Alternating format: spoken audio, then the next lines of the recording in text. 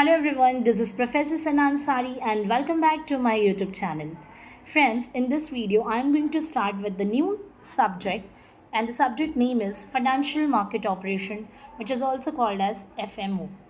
So, would like to inform you, I'm definitely going to upload my Business Economics and Foundation course semester 3 and semester 5th and semester 1 videos too. So, but here today on the basis of the request of my viewers, I'm going to upload this video today and definitely tomorrow I'm going to upload further videos too on other subjects also.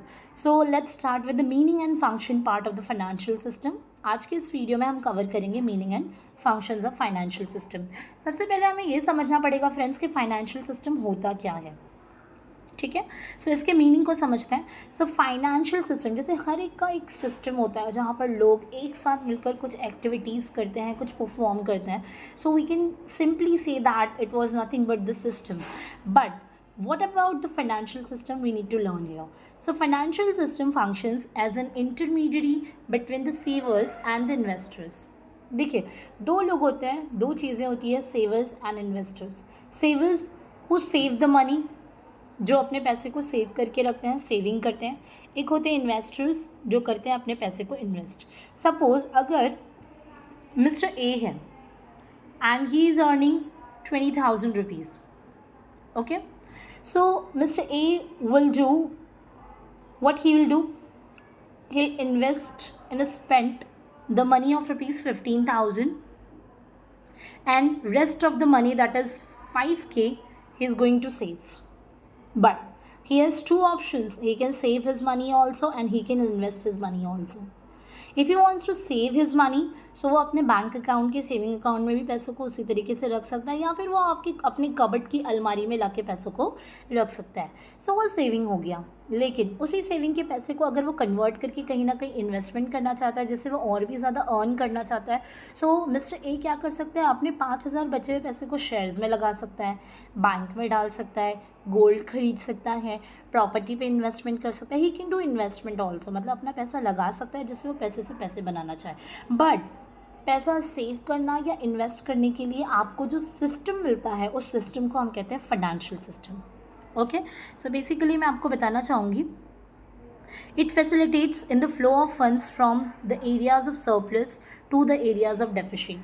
मतलब ये एक हमें ऐसा facility दे रहा है जहाँ पर areas of surplus, मतलब जहाँ पर आपके पास जो एक्स्ट्रा पैसे होते हैं, जो सरप्लस अमाउंट आपके पास पड़ा हुआ है, उसे आप डेफिसिट को कवर करने के लिए दे सकते हो. सपोज़ समझिए कि मैं 50,000 रुपीज़ अर्न करती हूँ. ठीक है, अब 50,000 रुपीज़ जो मैंने कमाया है उसको मैं क्या करूँगी, so basically what will do, मैं उस पैसे को क्या करूँगी, उसमें से 30-40,000 रुपीज़ खर्चा कर देने के बाद वो 10,000 रुपये मैंने सरप्लस के थे जो मेरे पास पड़े हुए, बट उसी को मैं ट्रांसफ़र करती हूँ. Because of the financial system मुझे ये फैसिलिटी देता है कि मैं अपने सरप्लस फंड को ट्रांसफ़र कर दूँ. कैसे ट्रांसफ़र करूँगी, तो समझिए मैंने बैंक में वो पैसा रख दिया, सेव कर रही हूँ. सो बैंक क्या करेगी, उस पैसे को मेरे नाम का लॉकर बना के सिर्फ रख ही नहीं देगी, बल्कि उस पैसे को बैंक के पास अगर कोई लोन लेने के लिए आया, समझे mister D came to the bank to borrow the funds from the bank, so bank क्या करेगी, वो 10,000 रुपये जो उसने मेरा सरप्लस वाला रखा था ना सेव करके, उसी पैसे को क्या करेगी, बोरोअर को दे देगी और फिर उससे वो बोरोअर का भी जो भी काम है उसका सॉर्ट हो जाएगा. सो ऐसे ही नहीं देगी, गुड रिटर्न्स मिलेंगे और मुझे मेरा पैसा भी रिटर्न मिल जाएगा. सो बात ये हो रही है कि जो मेरा सरप्लस था वो किसी के डेफिसिट के लिए कवर हो गया. ठीक है, जो लॉस में था, जिसको पैसे की ज़रूरत थी, मिस्टर डी आया, पैसे लेने के लिए आया, तो वो चीज़ें जो आपने देखी है. सो कभी भी financial system savers and investors को क्या करता है, लिंक करवाता है. ठीक है, it is concerned about the money, credit and finance. Money, credit and finance. ठीक है, according to Van Horne, financial system allocate saving efficiently in an economy to ultimate user either for investment in real assets or for the consumption. मतलब हम basically van horn ने ये कहा कि financial system क्या करता है, सेविंग को एलोकेट कर देता है हमारी इकोनॉमी में, चाहे वो किसी भी शक्ल में हो, रियल एसेट्स पे इन्वेस्टमेंट किया गया हो या फिर कंजम्पशन पर्पज़ के लिए यूज़ किया गया हो.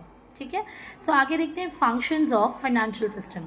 सो फाइनेंशियल सिस्टम के फंक्शन क्या है, सबसे पहला payment system. Exactly, financial system क्या करता है, हमें पेमेंट सिस्टम की फैसिलिटी देता है. मतलब आप इजीली और स्पीडली क्या कर सकते हो, गुड्स एंड सर्विसेज को एक्सचेंज कर सकते हो. ठीक है। जैसे हमारे पास एजेंसीज़ है लाइक कमर्शियल बैंक्स हो गई, ठीक है। तो ये बैंक वगैरह क्या करती है, हमें फाइनेंशियल असिस्टेंस देती है जिसके थ्रू आप इजीली गुड्स एंड सर्विसेज को एक्सचेंज कर पाते हैं। Suppose one give one example here. So जैसे कि आप अगर देखोगे, आपके पास जीपे है, चेक पेमेंट करने की फैसिलिटीज़ है, एटीएम की सर्विसेज अवेलेबल है, पेटीएम की सर्विसेज अवेलेबल है, गूगल पे कर रहे हैं आप, पेटीएम कर रहे हैं आप, फ़ोन पे कर रहे हैं। So these are the services which is provided by the bank and commercial banks and other agencies, financial agencies. So ये जो सर्विसेज आपको बैंक वगैरह से मिल रही है, it's just a part of our financial system. So financial system हमें क्या provide कर रहा है, पेमेंट सिस्टम दे रहा है, ये इसका फंक्शन है। काम क्या है फाइनेंशियल सिस्टम के? सेकेंड काम है pooling of funds.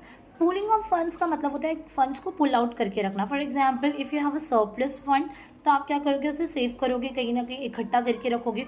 As it is bank जो भी होती है हमारी जो फाइनेंशियल इंटरमीडियरीज है, for example bank and financial agencies, so ये भी क्या करता है, जो पूल अकाउंट में जो फंड्स है, एक्स्ट्रा सरप्लस फंड है, उसको ये लोग क्या करते हैं, किसी भी बोरोवर को या जिसे लोन चाहिए उसको वो फंड्स प्रोवाइड किया जाता है। और इससे क्या होता है, जो स्मॉल सेवर्स है ना, they can also do participation in the large investment portfolio for the good returns, ठीक है। Now next is transfer of resources. Okay, so here the resources means the economic resources, and economic resources का मतलब होता है money, ठीक है। So financial system हमें ये फैसिलिटी देता है कि आप आपके मनी को, इकोनॉमिक रिसोर्स को geographically easily across the nation आप इजीली ट्रांसफ़र कर पाएंगे, ठीक है। जैसे कि यहाँ पर आप देख सकते हैं, it facilitates in transfer of surplus resources from the savers for the different segment of the market, and this facility helps to make capital formation.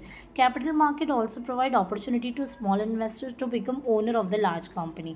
अब ट्रांसफर ऑफ रिसोर्स मतलब मनी जो आप ट्रांसफर कर पा रहे हो एक जगह से दूसरी जगह, सो कैसे ट्रांसफ़र हो रहा है, जो सेवर के पास जो सरप्लस मनी है, जो मिस्टर ए के पास जो एक्स्ट्रा पैसा था उसने बैंक को दिया, ठीक है।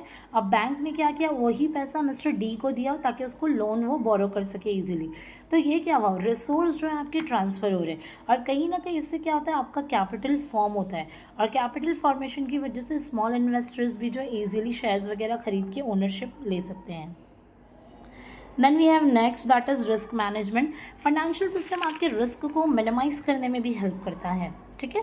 Financial system works to minimise the losses of the financial system. It helps to manage risk. Counter party risk होता है, जो दो पार्टी के बीच में जो भी अग्रीमेंट बना उसके रिलेटेड अगर कोई रिस्क होता है वो मिनिमाइज़ करने के लिए भी हेल्प करता है। फॉर एग्जांपल समझिए दो पार्टीज़ के बीच में अगर कोई कॉन्टैक्ट बना है और अगर वो कॉन्टैक्ट बैंक के थ्रू बन रहा है, सो वहाँ पे क्या हो गया, फाइनेंशियल सिस्टम एक्ट कर रहा है जिसके थ्रू आप जो है रिस्क से बच जा रहे हो। डॉक्यूमेंटेशन, आप जो डॉक्यूमेंटेशंस वगैरह करते हो फाइनेंशियल सिस्टम उसे भी प्रोटेक्ट करता है। क्रेडिट फैसिलिटीज़ जो आप को दी जाती है उसके रिस्क से भी आप थोड़े से बच जाते हैं। Then we have next price information.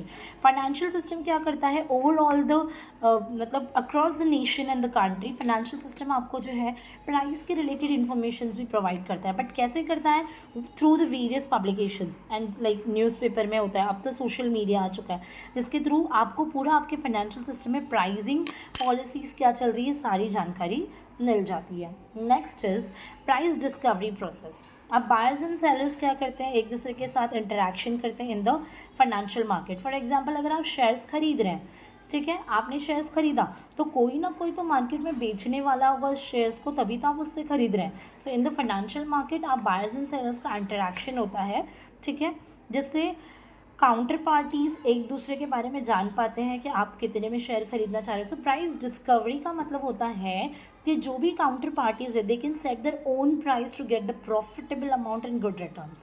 So price discovery process भी हमें because of the financial system मिलता है, ठीक है। And then we have a second last point which is called liquidity.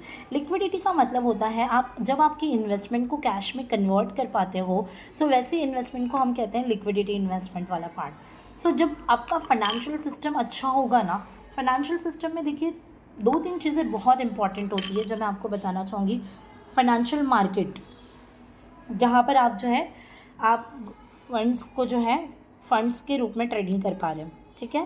Financial market of financial institution like bank, insurance companies and share market etcetera.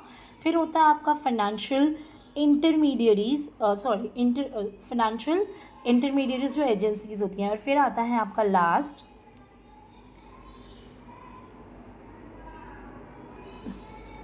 Just wait, okay, and then फिर last and financial instruments क्या होते हैं? आपके shares, debentures etcetera.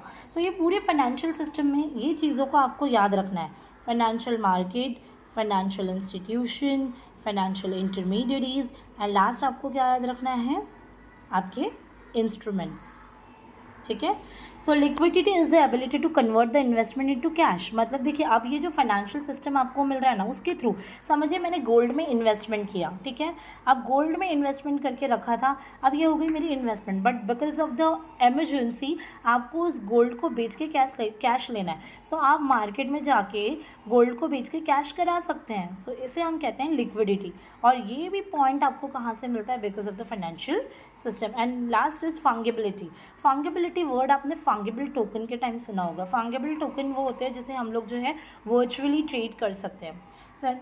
And fungibility is also refers कि मतलब जहाँ पर आप आपके सिक्योरिटीज़ वगैरह को बेच सकते हो और दोबारा से कैश करवा सकते हो विदाउट एनी हॉर्डल्स। जैसे मैं यहाँ पे बिटकॉइंस, क्रिप्टो करेंसी वगैरह का आपको एग्जाम्पल दे सकती हूँ। So here we have completed this topic, friend. In our next video I am going to cover with the structure and components of the financial system. So that's all enough for today. Bye bye, have a nice day, take care.